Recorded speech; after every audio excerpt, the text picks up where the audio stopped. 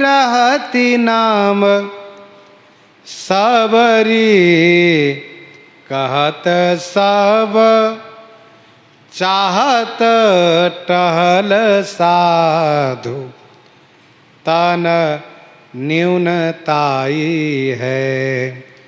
One में रहती नाम सबरी, कहत सब।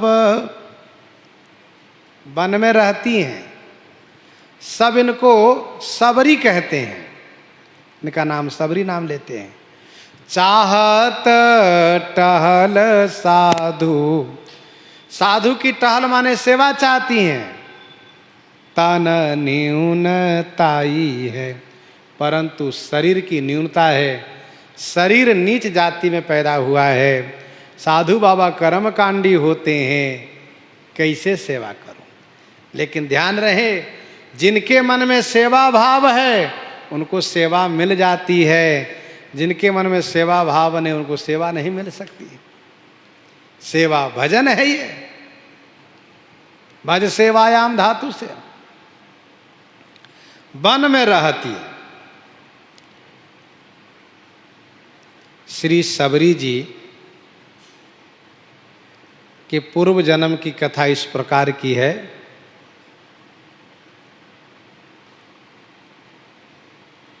श्री सबरी जी पूर्व जन्म में रानी थी, महारानी। संतों के प्रति इनका बड़ा भाव था। जब मैके में थी तो पिताजी के यहाँ साधु संत आते थे, दर्शन करती थी, संतों के प्रति बड़ा सद्भाव जगता गया। लेकिन जब ससुराल में आई, महारानी पद पर प्रतिष्ठित हुई, तो ससुराल वालों की मर्यादा के अनुसार वो बाहर निकल नहीं सकती। यहाँ भी साधु महात्मा आते लेकिन दर्शन नहीं कर सकती। इनके मन में बड़ा क्षोभ होता था। एक दिन इन्होंने तब प्रस्ताव रखा जब तीर्थराज प्रयाग में महाकुंभ का आयोजन हुआ था, महाकुंभ का पर्व चल रहा था। और महाकुंभ के समय में तीर्थराज प्रयाग में साधु संत के समूह आते हैं। महारानी ने प्रस्ताव रखा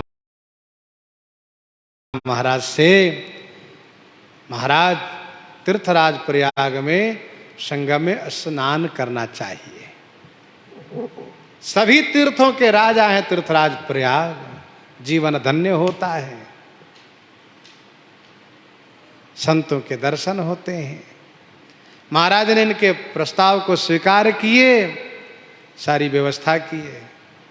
अब महारानी को पर्दे में ले गए, यहाँ तक कि त्रिवेणी संगम में नहाने के लिए पर्दे का प्रबंध हुआ।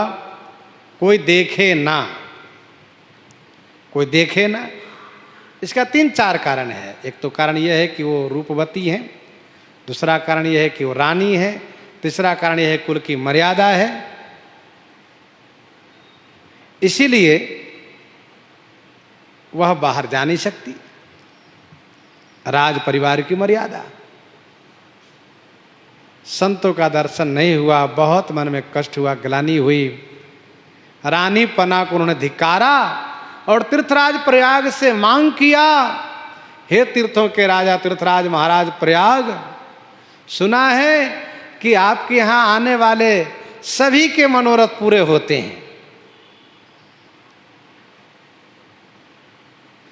आप सबके मनोरथ को पूरे करते हैं, आप मेरे मनोरथ को पूरा करें। अगला जन्म मेरा नीच जाति में हो, जहाँ ये सारे झंझट न हो, और नीच जाति में हो, कुरूप हो, जहाँ ये कोई मर्यादा झंझट न हो, हम संतों का दर्शन कर सकें, भक्ति कर सकें।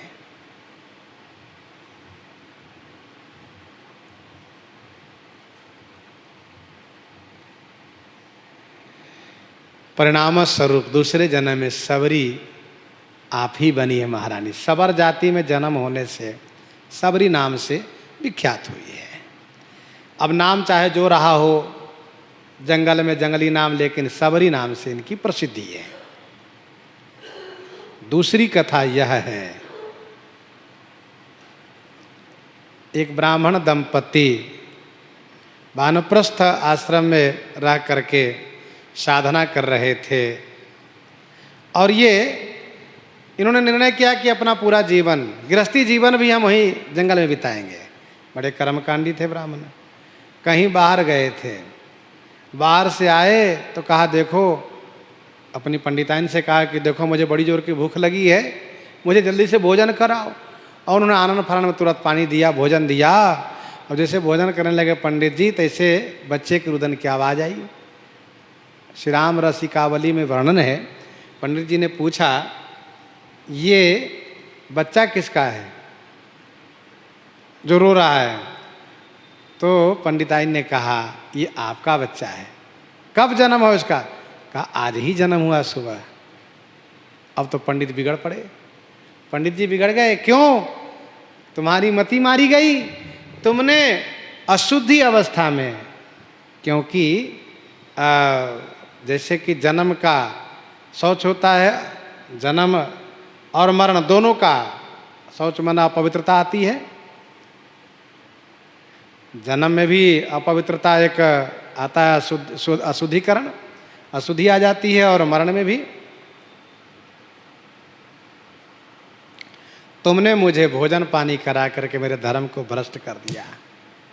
तुमने विचार नहीं किया कि मेरे पति कर्म कांडी है, उनका कर्म कांड नष्ट होगा, इसलिए मैं श्राप देता हूँ तुम्हारा नीच जाति में जन्म हो, तुम पंडिताइन रहने लायक नहीं हो। उन्होंने हाथ जोड़ा, प्रार्थना किया कि मैं तो पतिव्रता हूँ और आपकी आज्ञा को मैंने पालन किया। आपने कहा मुझे भूख लगे, मैंने भोजन दिया।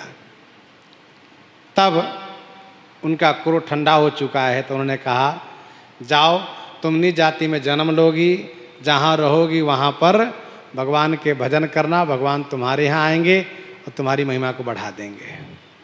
ऐसी भी कथा है। तीसरी जो कथा है वह ये है, एक त्यागी महात्मा थे, त्यागी तपस्वी महात्मा थे, और उनके दर्शन सत्संग के लिए भगवान विष्णु आया करते थे। तो एक दिन श्री लक्ष्मी जी ने कहा आप अकेले कहाँ चले जाया करते हैं? भगवान ने ये कहा कि मैं संत जी के दर्शन के लिए जाता हूँ, सत्संग के लिए जाया करता हूँ। तो लक्ष्मी जी ने कहा अच्छा, तो मुझे ले जाने में क्या परेशानी है आपको, मुझे क्यों लिए चलते हैं? तो उन्होंने कहा ठीक है चलिए, ये तो बड़ी अच्छी बात है। भगवान विष्णु श्री लक्ष्मी जी को लेकर आए। संत जी बड़े ही प्रतिभावान तपस्वी थे, त्यागी महात्मा थे। सत्संग हुआ, बैठे, लक्ष्मी जी का प्रेम बहुत उमड़ा, और प्रेम उमड़ा तो कहा महाराज जी कल आप वैकुंठ पधारें और वहीं प्रसाद ग्रहण करें, हमारी ये इच्छा है। त्यागी जी ने कहा मैं जरूर आऊँगा माता जी, प्रसाद वहीं पाऊँगा। लक्ष्मी जी ने आकर के भोजन का सारा प्रबंधन किया। मेवा मिष्ठान, पुआ पकवान, कढ़ी पकौड़ी सब बनाया उन्होंने। व्यंजन विविध नाम को जाना। लक्ष्मी जी हैं, फिर क्या कहना है।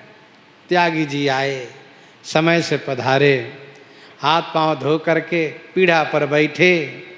लक्ष्मी जी ने सुंदर थाल में और विभिन्न कटोरा कटोरी में विभिन्न व्यंजनों को सजा करके और उनके सामने रखा।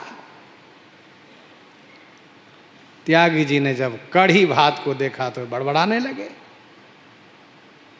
दुनिया लोग समझते नहीं त्यागी महात्मा कर्म कांड को, प्रेम से बुला लेते हैं।